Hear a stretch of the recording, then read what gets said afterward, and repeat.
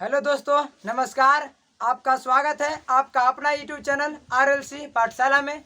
मैं कक्षा 12th के ऑप्टिक्स स्टार्ट कर दिया था, जिसमें प्रकाश के अपवर्तन के नियम तक आ गए थे और बताए थे अंत में प्रकाश के अपवर्तन के दूसर का नियम, जिसे स्नेल के नियम से जानते हैं, और वह सापेक्ष अपवर्तनांक होता है और म्यू बराबर साइन ए बटे साइन आर।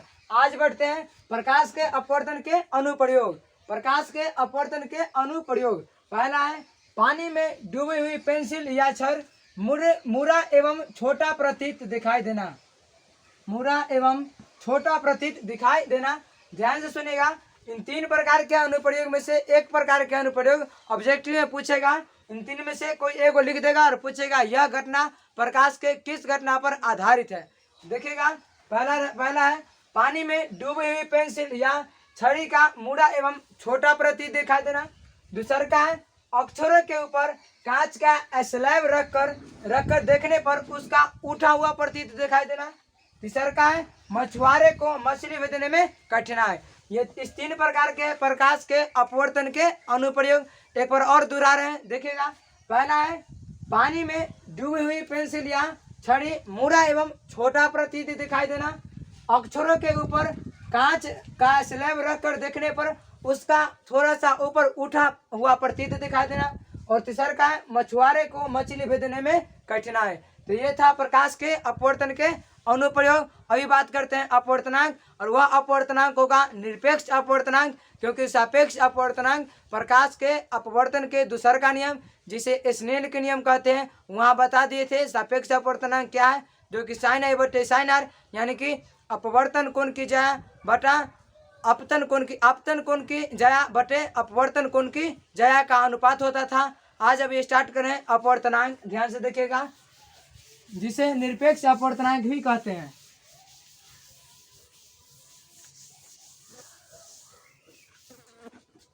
अपवर्तनांक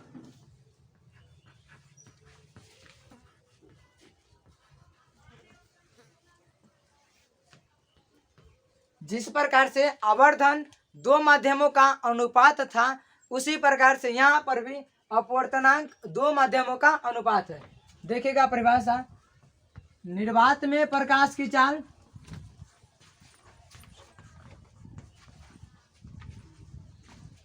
निर्वात में प्रकाश की चाल, और पहली क्लास में बताए थे प्रकाश की चाल की खोज रोमर नामक वैज्ञानिक ने किए थे। निर्वात में प्रकाश की चाल तथा उस माध्यम में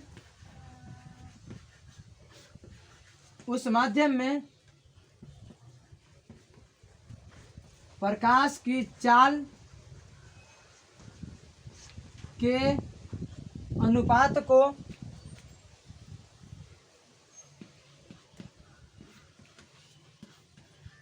अपवर्तनांक कहते हैं।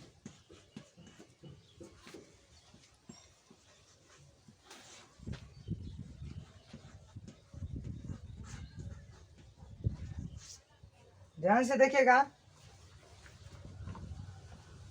निर्वात में प्रकाश की चाल बटा उस माध्यम में प्रकाश की चाल के अनुपात को अपवर्तनांक कहते हैं। इसमें हमेशा निर्वात में प्रकाश की चाल फिक्स रहता है और माध्यम चेंज होती रहती है। ध्यान से सुनेगा, इसमें निर्वात में प्रकाश की चाल हमेशा फिक्स होती है, जो कि 3 × 10⁸ मीटर पर सेकेंड। और यहाँ पर माध्यम में प्रकाश की चाल भिन्न भिन्न यानी कि अलग अलग होती है, जैसे कांच, जल, तारपीन के तेल, रॉक साल्ट। इस प्रकार से माध्यम में प्रकाश की चाल भिन्न भिन्न होती है, लेकिन निर्वात में प्रकाश की चाल हमेशा 3 × 10⁸ मीटर पर सेकेंड। तो यहाँ अपवर्तनांक है निर्वात में प्रकाश की चाल बटे उस माध्यम में प्रकाश की चाल के अनुपात को अपवर्तनांक कहते हैं, वो भी निरपेक्ष अपवर्तनांक। देखिएगा ध्यान से, म्यू बराबर होता है सी बटा वी। म्यू बराबर सी बटा वी, यानी कि सी मतलब निर्वात में प्रकाश की चाल और वी मतलब माध्यम में प्रकाश की चाल। तो निर्वात में प्रकाश की चाल बटे माध्यम में प्रकाश की चाल के अनुपात को हम यहाँ पर अपवर्तनांक कहते हैं। ध्यान से सुनिएगा, जिस पदार्थ का अपवर्तनांक सबसे अधिक होता है, जिस पदार्थ का अपवर्तनांक सबसे अधिक होता है, उसमें प्रकाश की किरण सबसे कम होती है। ध्यान से सुनेगा, जिस पदार्थ में प्रकाश की किरण सबसे अधिक होती है, जिस पदार्थ में प्रकाश की किरण या प्रकाश का वेग या प्रकाश का चाल, जिस पदार्थ में प्रकाश का चाल सबसे अधिक होता है, उस पदार्थ का अपवर्तनांक सबसे कम होता है। और जिस पदार्थ का अपवर्तनांक सबसे ज़्यादा होता है, उस पदार्थ में प्रकाश की चाल या प्रकाश का वेग कम होता है। जैसे कि एग्जाम्पल है हीरा। हीरा का सबसे कठोर, दुनिया में सबसे कठोरतम पदार्थ हीरा, और हीरा का अपवर्तनांक होता है 2.42, जो कि सभी पदार्थों की तुलना में सबसे ज़्यादा अपवर्तनांक है हीरा का 2.42। लेकिन हीरा में सबसे प्रकाश की चाल सबसे कम हीरा में ही होता है। और एग्जाम्पल बता रहे हैं, जैसे कि निर्वात या हवा। हवा में प्रकाश का वेग या प्रकाश की चाल 3 गुना 10⁸ मीटर पर सेकेंड होता है, लेकिन उसमें उसका अपवर्तनांक सबसे कम यानी कि 1.3 होता है। अर्थात सबसे कम अपवर्तनांक वायु या हवा का होता है और सबसे अधिक अपवर्तनांक हीरा का होता है। और जिस पदार्थ का अपवर्तनांक सबसे अधिक होगा, उसमें प्रकाश की किरण सबसे कम होगा, और जिस पदार्थ में प्रकाश के चाल या प्रकाश का वेग अधिक होगा, उस पदार्थ का अपवर्तनांक कम होगा। लिख देते हैं इन दोनों फैक्टों को, ध्यान से देखिएगा। सबसे अधिक अपवर्तनांक वाला पदार्थ, सबसे अधिक अपवर्तनांक वाला पदार्थ हीरा है, जिसका अपवर्तनांक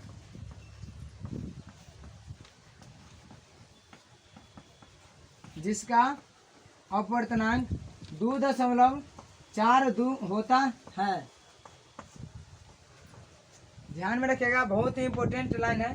हीरा का अपवर्तनांक 2.42 होता है।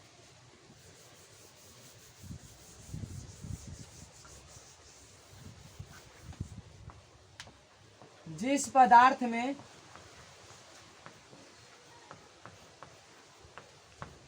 प्रकाश के वेग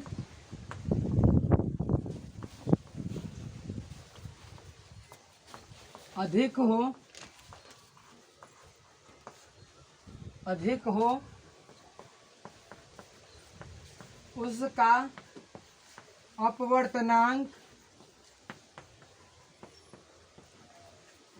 उसका अपवर्तनांक कम होता है।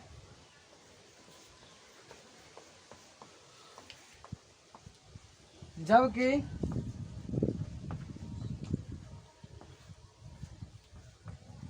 जिस पदार्थ का अपवर्तनांक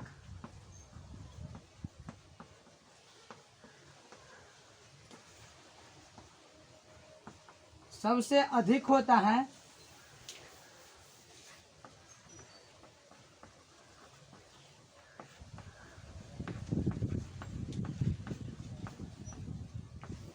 उस पदार्थ में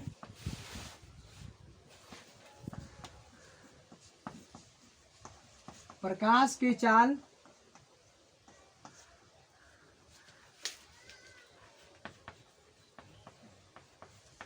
सबसे कम होती है।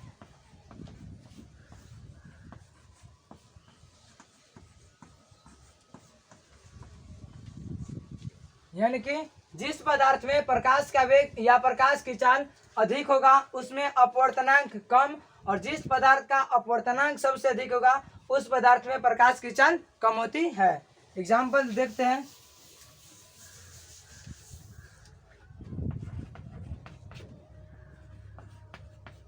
हीरा और निर्वात, इसका अपवर्तनांक अधिक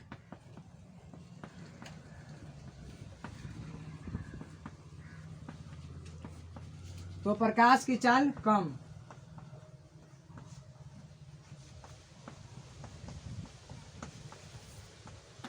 और इसमें निर्वात या हवा में प्रकाश की चाल अधिक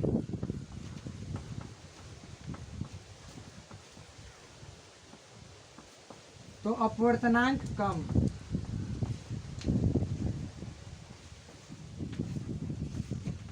समझ में आ गया होगा। जिस पदार्थ का अपवर्तनांक अधिक होता है उस पदार्थ में प्रकाश की चाल कम होती है, और जिस पदार्थ का प्रकाश की चाल सबसे अधिक होते हैं उसका अपवर्तनांक सबसे कम होता है। यहाँ पर अपवर्तनांक का एक और परिभाषा होता है जो कि गहराई के संबंध में होता है। वास्तविक गहराई बटे आभासी गहराई या काल्पनिक गहराई। वास्तविक गहराई या आभासी गहराई या काल्पनिक गहराई के अनुपात को अपवर्तनांक कहते हैं। वो गहराई के संबंध में वो भी लिख रहे हैं, देखिएगा। गहराई के संबंध में अपवर्तनांक, जो कि अपवर्तनांक बराबर होता है वास्तविक गहराई बटे आभासी गहराई।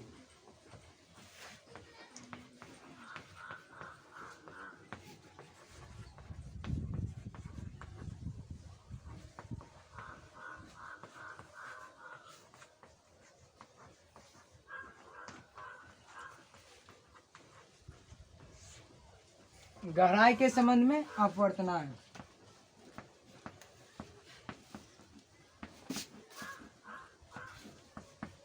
वास्तविक गहराई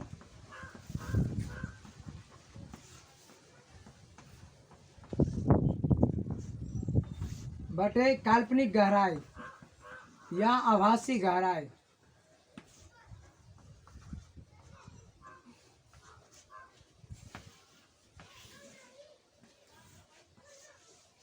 यहाँ से न्यूमेरिकल पूछेगा, जब अपवर्तनांक दे देगा और वास्तविक गहराई दे देगा तो काल्पनिक गहराई पूछेगा, नहीं तो वास्तविक गहराई और काल्पनिक गहराई ये दोनों दे देगा तो अपवर्तनांक पूछेगा। तो गहराई के संबंध में याद कर लीजिएगा, वास्तविक गहराई बटे काल्पनिक गहराई। अब बात करते हैं क्रांति कोण, क्रिटिकल एंगल। ध्यान से सुनिएगा, क्रिटिकल एंगल बहुत ही इंपॉर्टेंट है। क्रिटिकल एंगल, क्रांतिक कोण।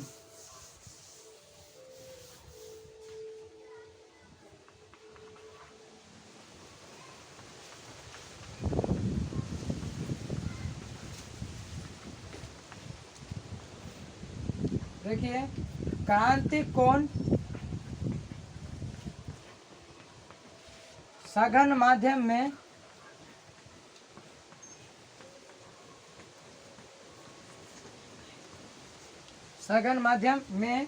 आपतन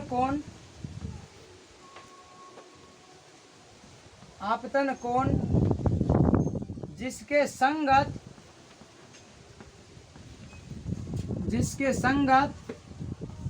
विरल माध्यम में अपवर्तन कोण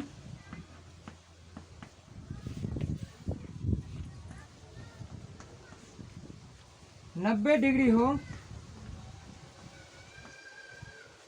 उसे क्रांतिक कोण कहते हैं।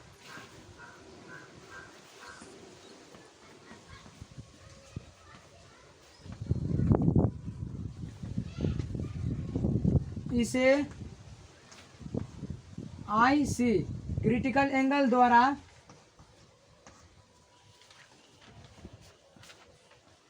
व्यक्त करते हैं। यानी कि म्यू बराबर हो जाता है 1/sin IC। म्यू बराबर 1/sin IC।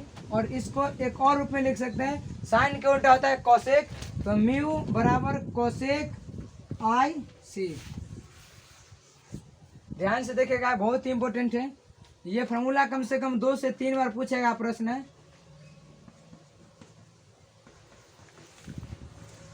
ध्यान से देखिएगा, क्रांतिक कोण बराबर फॉर्मूला म्यू बराबर 1/sin IC। लेकिन अब पूछता है 1/sin के उल्टा क्या होता है, कोसेक। तो ऑप्शन में 1/sin IC नहीं रहता है, रहता है ऑप्शन में कोसेक। तो यहाँ पर लिख दिए कोसेक IC।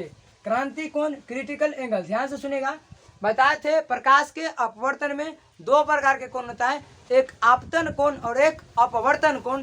तो इसमें देखिएगा परिभाषा, क्रांति कोण जिसे क्रिटिकल एंगल कहते हैं। क्रांति कोण सघन माध्यम है, और सघन माध्यम और विरल माध्यम बता दिए थे। सघन माध्यम क्या होता है और विरल माध्यम क्या होता है।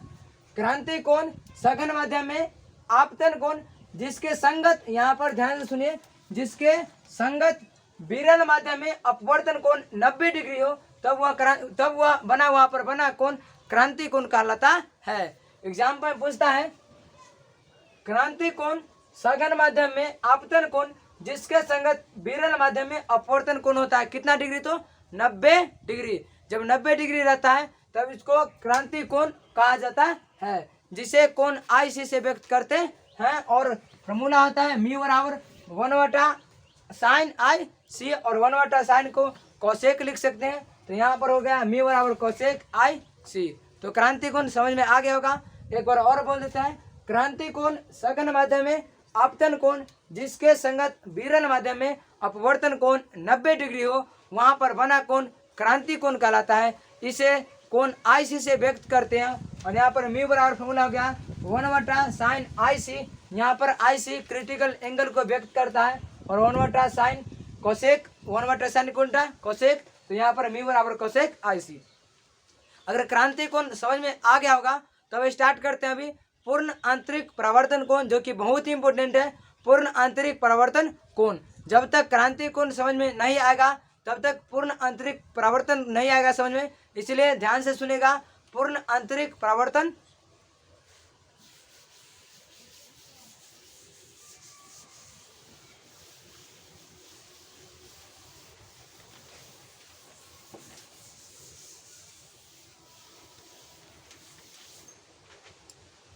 पूर्ण आंतरिक परावर्तन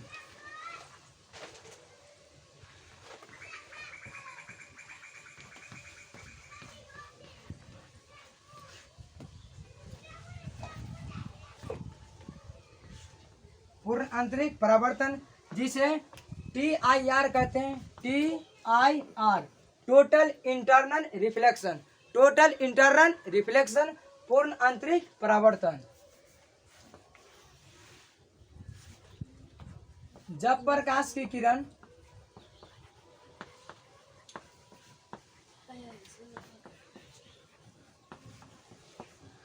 सघन माध्यम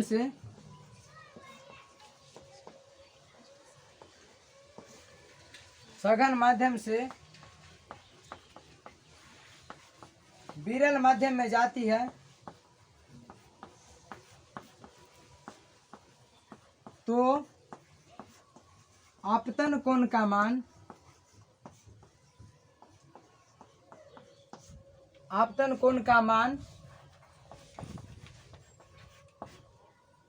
क्रांतिक कोण से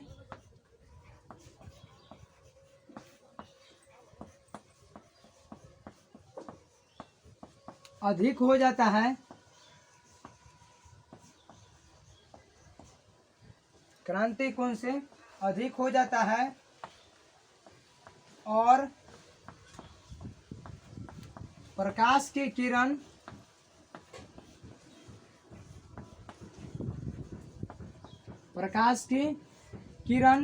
पुनः उसी माध्यम में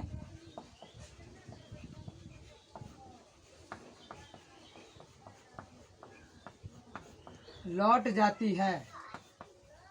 यह घटना प्रकाश के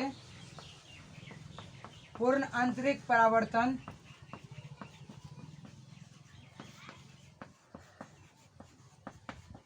कहलाता है।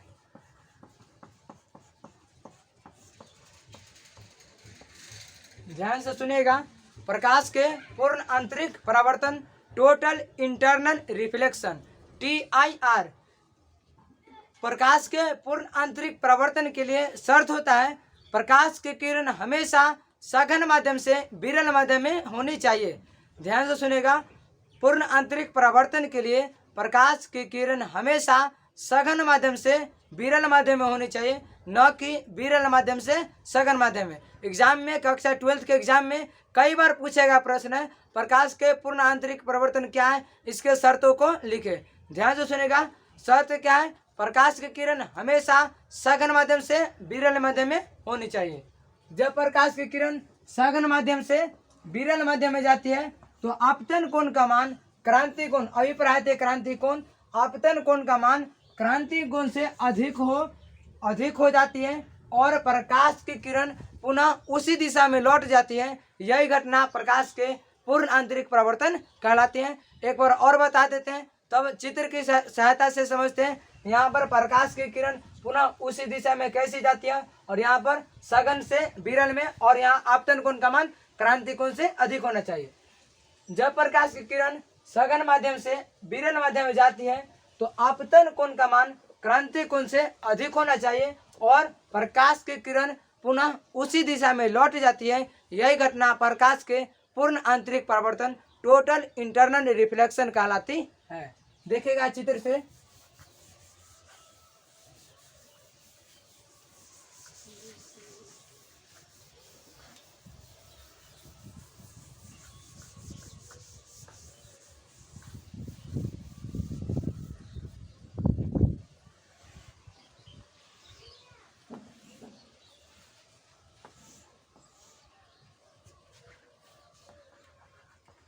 विरल माध्यम, सघन माध्यम, फिर यहाँ पर भी विरल, सघन, विरल, सघन। देखिएगा इसमें प्रकाश की किरण हमेशा सघन से विरल में,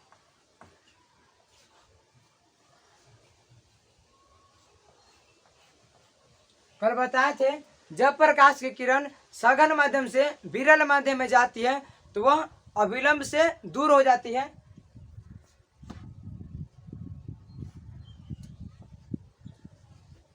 इसमें देखिएगा,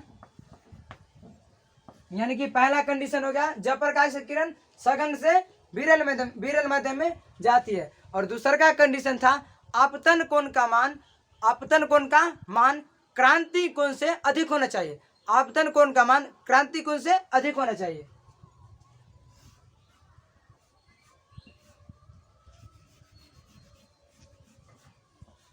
यहाँ पर बना कोण क्रांति कोण कहलाता है, और यहाँ 90 डिग्री, यानी कि 90 डिग्री से अधिक। विरल, सघन, तो अभी तक दो कंडीशन, पहला प्रकाश की किरण सघन से विरल माध्यम में जानी चाहिए, तो पहला कंडीशन हो गया सघन से विरल। दूसरा का आपतन कोण का मान क्रांति कोण से अधिक होना चाहिए, अर्थात कि क्रांति कोण 90 डिग्री, तो 90 डिग्री से अधिक होनी चाहिए। यहाँ पर बना कोण क्रांति कोण कहलाता है। और तीसरा का कंडीशन था प्रकाश की किरण जिस माध्यम से गई है पुनः उसी माध्यम में लौट जाएगी, अर्थात कि प्रकाश की किरण यहाँ पर सघन माध्यम से गई है, सघन माध्यम से विरल माध्यम में, सघन माध्यम से विरल माध्यम में, तो प्रकाश की किरण यहाँ पर रिटर्न सघन माध्यम में ही लौट जाएगी, अर्थात कि पुनः उसी दिशा में लौट जाएगी। यही घटना प्रकाश के पूर्ण आंतरिक परावर्तन कहलाता है। एक बार और बोल रहे हैं, इन तीनों डायग्राम की सहायता से प्रकाश के अपवर्तन के परिभाषा, प्रकाश के पूर्ण आंतरिक परावर्तन की परिभाषा ध्यान से सुनेगा। सबसे पहला शर्त, प्रकाश की किरण हमेशा सघन से विरल में होनी चाहिए। दूसरा का आपतन कोण का मान क्रांति कोण से अधिक होनी चाहिए। तीसरा का प्रकाश की किरण पुनः उसी दिशा में लौट जाती है। यही घटना प्रकाश के पूर्ण आंतरिक परावर्तन कहलाती है।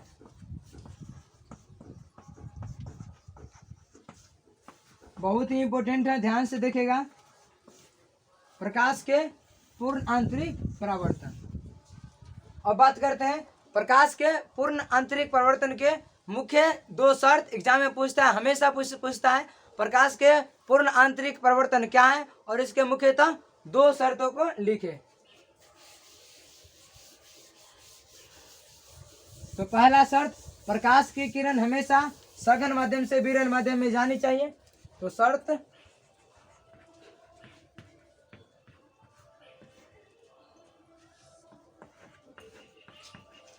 प्रकाश की किरण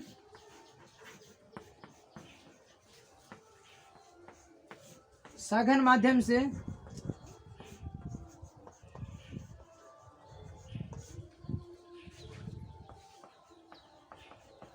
विरल माध्यम में होनी चाहिए, सघन माध्यम से विरल माध्यम में होनी चाहिए।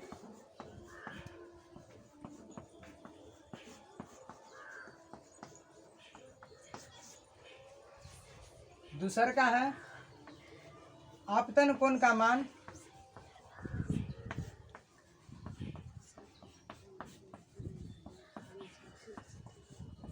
क्रांति कोण से अधिक होना चाहिए।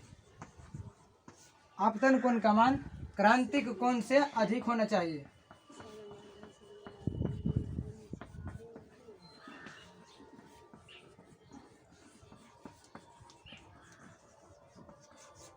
तो प्रकाश के पूर्ण आंतरिक परावर्तन के शर्त। पहला शर्त, हमेशा प्रकाश की किरण सघन माध्यम से विरल माध्यम में जानी चाहिए। दूसरा का आपतन कोण का मान क्रांति कोण से अधिक होना चाहिए। अब बता रहे हैं प्रकाश के पूर्ण आंतरिक परावर्तन के उदाहरण, जो कि ऑब्जेक्टिव के रूप में पूछेगा, उदाहरण दे देगा, पूछेगा यह प्रकाश के किस घटना पर आधारित है। तभी पढ़ा रहे हैं प्रकाश के पूर्ण आंतरिक परावर्तन। तो प्रकाश के पूर्ण आंतरिक परावर्तन के कुछ उदाहरण बता रहे हैं, देखेगा।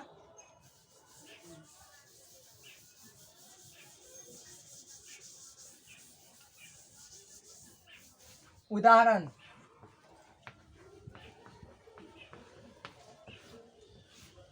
पहला है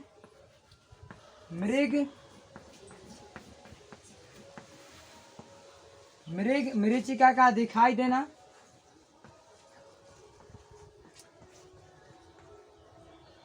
ध्यान से देखेगा, बहुत ही इंपॉर्टेंट है। बोर्ड में 5 से 6 बार पूछा गया प्रश्न है ऑब्जेक्टिव के रूप में। मरीचिका का दिखाई देना प्रकाश के किस घटना पर आधारित है? तो प्रकाश के पूर्ण आंतरिक परावर्तन पर। और एग्जाम्पल देखते हैं, हीरा का चमकना,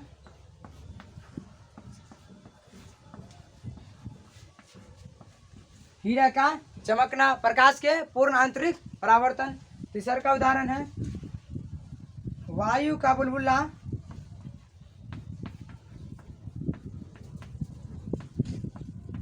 पानी के अंदर चमकता है।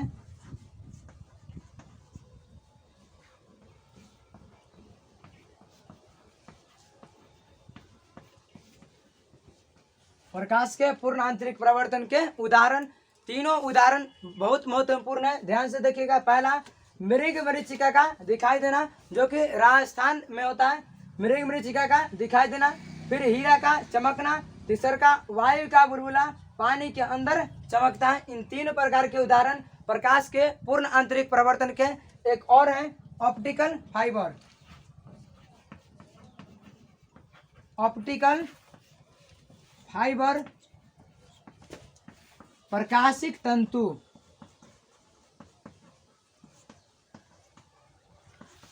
प्रकाशिक तंतु उपकरण है। जो प्रकाशिक तंतु ऐसा उपकरण है, यह वैसा उपकरण जो अपने में बिना ऊर्जा में हानि परिवर्तित किए हुए, ध्यान से सुनेगा, प्रकाशिक तंतु अर्थात कि ऑप्टिकल फाइबर क्या है?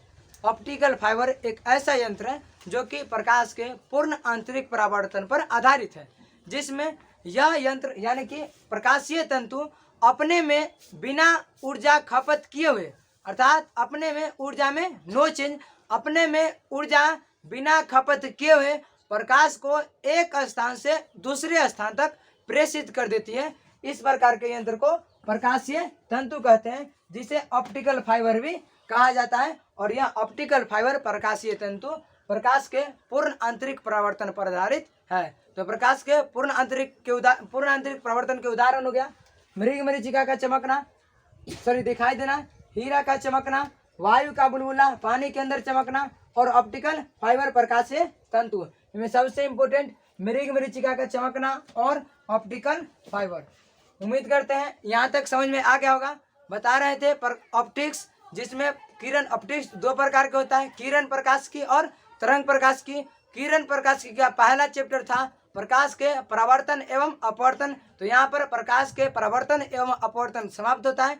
अगली क्लास में मिलेंगे गोलीय सतहों से अपवर्तन, हेडिंग रहेगा गोलीय सतहों से अपवर्तन। मिलते हैं अगली क्लास में। जय हिंद।